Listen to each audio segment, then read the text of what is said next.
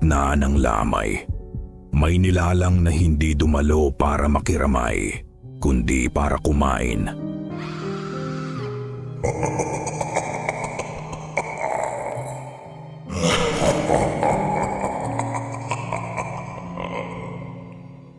Magandang gabi mga kaibigan.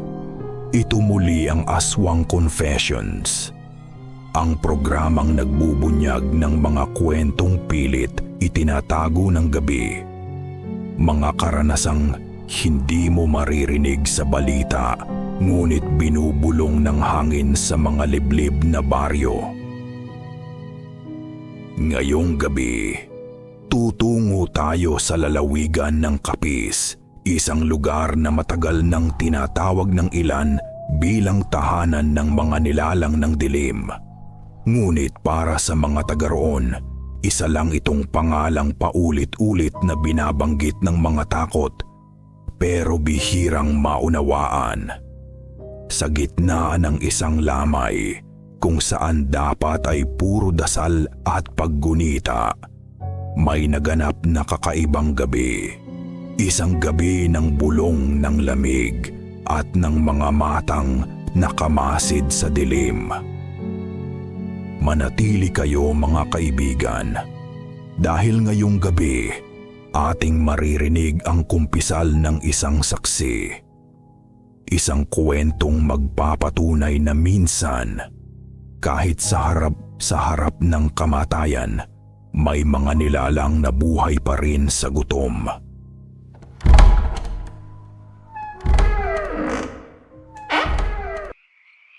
Ako si Arvin, tubong Capiz, panganay sa 4 na magkakapatid. Noong taong 2017, pumanaw si tatay dahil sa sakit sa baga. Wala kaming kakayahang magpa-funeral parlor, kaya sa lumang bahay namin sa tabi ng ilog ginanap ang lamay. Isang bahay na gawa sa kahoy, medyo sira na ang bubong, at sa bawat ihip ng hangin, kumakalansing ang mga yero. Tahimik ang gabi noon.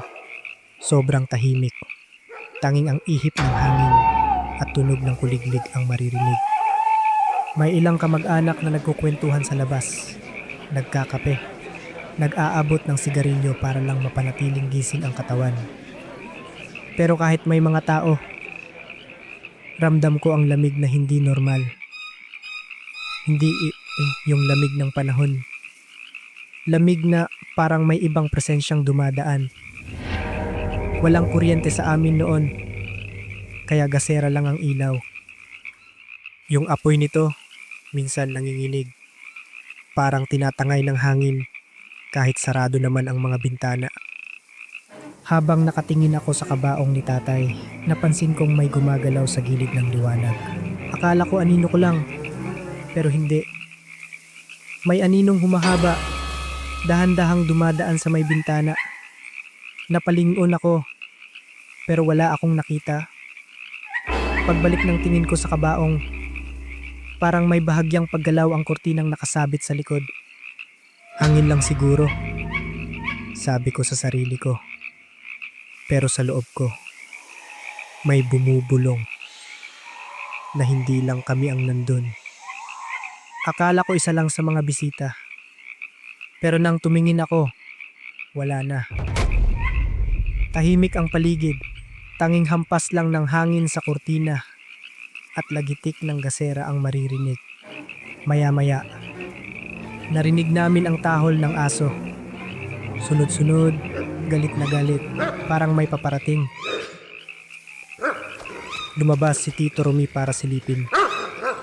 May dalang itak, pero halata sa mukha niya ang kaba. Pagbalik niya, maputla siya. Pawis na pawis, kahit malamig ang gabi. Huwag kayong lalabas, sabi niya, halos pabulong. May naaamoy akong hindi tao. Parang biglang nanlamig ang paligid. Lahat kami napatingin sa kabaong na parang may hinihintay. Nang sandaling iyon, sabay-sabay naming narinig ang kaskas sa yero. Mabagal. Parang gumagapang. Ang mga matatanda, nagdasal ng ama namin habang nakapikit. Si Lola. Agad kinuha ang walis tingting, sabay sabing, may aswang dito. Ipinahid namin ang langis sa paligid ng kabaong. Sabay lagay ng asin at bawang sa bawat sulok ng bahay. Pero kahit anong gawin namin, hindi humuhupa ang takot. Naririnig namin ang mga aso sa bawat bahay. Tila nagkakagulo. May kumalabog sa likod ng bahay. Malakas. Parang may bumagsak. Sumunod ang isang matinis na iyak. Babae. Pero sa tono ng tinig, alam naming hindi iyon tao. Sinilip ni Kuya sa bintana at doon namin nakita sa ilalim ng punong mangga nakayuko ang isang nilalang. Mahaba ang buhok, basang-basa sa hamog at ang balat niya ay halos kulay abo sa ilalim ng buwan. Hindi siya gumagalaw pero ramdam mong nakamasid. Habang pinagmamasdan namin siya, dahan-dahan siyang tumingala. Doon namin nakita ang mga mata niya. Mapula, parang nagliliyab. At may ngiting pilit na pilit sa mga labi. Ang kuko niya, mahahaba, matutulis. Tila kumikintab sa liwanag ng gasera nang lumapit siya ng bahagya. Parang inaamoy niya ang paligid. Inilapit ni Kuya ang gasera sa bintana at sa sandaling iyon, nagtagpo ang mga mata namin. Parang natigil ang oras. Saka siyang umisi, mahina, mabagal, at gumapang pabalik, paikot sa bahay. Naririnig naming kumikiskis ang kuko niya sa dingding. Si Lola, biglang tumayo. Aswang, sigaw niya. Kinuha niya ang walis tingting. Sabay iwas-iwas sa hangin habang nagdadasal. Tapos, isang malakas na kalabog sa bubong. Ang mga lalaki, nagsindihan ng apoy at langis. Pero bago pa namin mahanap kung saan galing ang tunog, tumalon ang nilalang mula sa bubong, diretso sa pader, at naglaho sa dilim. Pagbalik namin sa labas, may iniwang patak ng dugo at isang piraso ng kuko. Kinabukasan, nagising akong parang walang tulog. Tahimik ang paligid, pero may kakaiba sa hangin. Parang may naiwan na amoy ng dugo at langis.